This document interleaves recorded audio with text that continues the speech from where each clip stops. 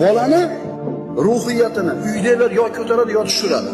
Bak mana bor, boshim ortma, enangga bor, otangga bor, akangga bor. Otalar sizlarchi mana derazaga o'xshaysiz.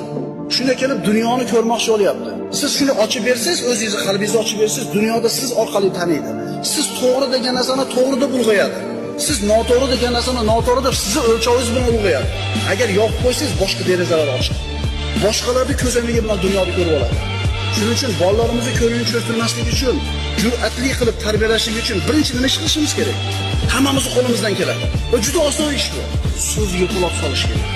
Eslang, qachon siz o'sha 3 yashar, 4 yashar bolangizga o'tirib, xuddi katta odam bilan gaplashgansiz, 5 minut gaplashgansiz.